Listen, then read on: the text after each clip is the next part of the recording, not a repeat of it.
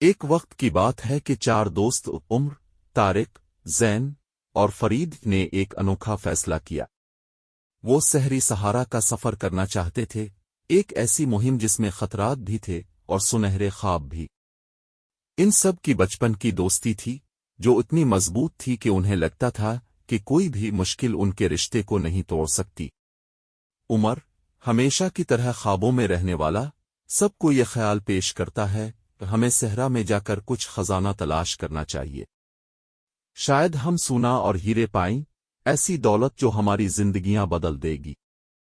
فرید کی آنکھوں میں چمک آ گئی۔ وہ ہمیشہ مہم جوئی کے لیے تیار رہتا تھا، لیکن اس بار خزانے کی بات نے اسے اور بھی زیادہ جوش دلایا۔ زین، ہمیشہ کی طرح خوش مزاج، ہنستے ہوئے کہتا ہے، خزانہ نہ بھی ملا تو بھی ہمارا سفر یادگار ہوگا۔ لیکن طارق، ہمیشہ محتاط رہنے والا، فکر مند تھا۔ دولت بہت خطرناک چیز ہے۔ یہ دلوں کو بدل دیتی ہے، دوستیوں کو برباد کر دیتی ہے۔ ہمیں محتاط رہنا ہوگا۔ دوستوں نے اپنی تیاریاں کیں، اونٹ تیار کیے اور صحرا کی وسعتوں میں نکل گئے۔ خزانے کی دریافت۔ چوتھے دن ایک بڑا موڑ آیا۔ وہ ایک قدیم غار تک پہنچے جس کے اندر سونے اور ہیروں سے بھرا ہوا ایک صندوق ملا۔ فرید نے جلدی سے خزانہ اٹھا لیا، اور عمر کی آنکھوں میں بھی دولت کی چمک دکھائی دی۔ یہ سونا ہمارا ہے، فرید نے خوش ہو کر کہا۔ عمر نے بھی خوشی سے جواب دیا، ہمیں یقیناً اس سے بہت کچھ ملے گا۔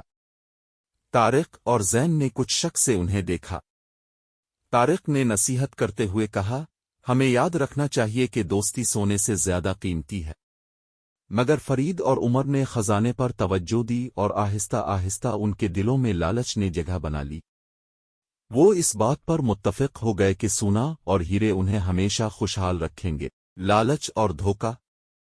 کچھ دنوں بعد فرید اور عمر نے ایک فیصلہ کیا۔ وہ چپکے سے سارا خزانہ لے کر نکل جائیں گے اور طارق اور زین کو پیچھے چھوڑ دیں گے۔ رات کے وقت جب زین اور طارق سو رہے تھے، فرید اور عمر خزانے سے لدے اونٹوں کو لے کر چپکے سے روانہ ہونے لگے۔ لیکن جیسے ہی وہ روانہ ہونے لگے، اچانک ایک زوردار ریت کا طوفان آیا۔ ہوائیں اتنی تیز تھیں کہ وہ راستہ بھٹک گئے۔ ریت میں خزانہ اور اونٹ سب دفن ہو گئے، اور عمر اور فرید بے یارو مددگار ہو گئے۔ وہ دونوں طوفان میں بچھڑ گئے۔ ریت کے طوفان نے ان کی دوستی کے ساتھ ساتھ ان کے خواب بھی بکھیر دیے۔ غم کا اختتام۔ جب طوفان تھما، فرید اور عمر الگ الگ رہ گئے تھے، دونوں زخمی اور کمزور ہو چکے تھے۔ زین اور طارق، جو اس طوفان سے بچ گئے تھے، اپنے دوستوں کی تلاش میں نکلے، مگر صحرا کے وسیع رقبے میں ان کا کوئی نشان نہیں ملا۔ زین اور طارق نے گھنٹوں، دنوں تک تلاش کی، لیکن فرید اور عمر کو نہ پا سکے۔ ان کے دل غم سے بھرے ہوئے تھے۔ وہ جانتے تھے کہ ان کے دوست لالچ اور دھوکہ کی وجہ سے برباد ہو چکے تھے، اور شاید کبھی واپس نہ آئے۔ بالآخر زین اور طارق نے خالی ہاتھ، دل میں گہرا دکھ اور آنکھوں میں آنسو لیے، اپنی راہ لی۔ وہ واپس اپنے گھروں کی طرف چلنے لگے، جہاں ان کے خاندان والے ان کا انتظار کر رہے تھے۔ دوبارہ ملنے کی خوشی۔ دوبارہ ملنے کی خوشی۔ جب زین اور طارق اپنے گاؤں واپس پہنچے، ان کے گھر والے انہیں دیکھ کر خوشی سے جھوم اٹھے۔ ان کی مائیں اور بہن بھائی گلے لگانے دوڑے، اور زین اور طارق نے ایک لمبے عرصے کے بعد کچھ خوشی محسوس کی۔ ہم نے صحرا میں بہت کچھ کھویا ہے، لیکن ہمارے گھر والے، ہماری جڑیں، ابھی باقی ہیں، زین نے آنکھوں میں آنسو لیے کہا۔ طارق نے آہستہ سے کہا، ہم نے دوستی کا سبق سیکھا ہے، لیکن ہم اب بھی ان لوگوں کے ساتھ ہیں جو ہم سے محبت کرتے ہیں۔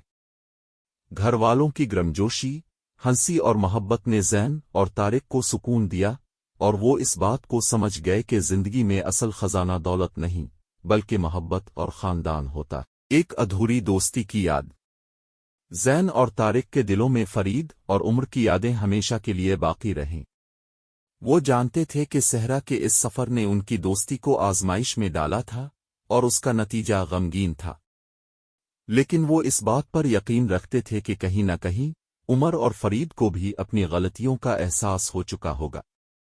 یوں ان کی کہانی کا ایک افسردہ مگر سبق آموز اختتام ہوا کہ لالچ اور دولت زندگی کے حقیقی خزانے نہیں ہوتے، بلکہ وہ لوگ ہوتے ہیں جو اب سے بے لوث محبت کرتے ہیں۔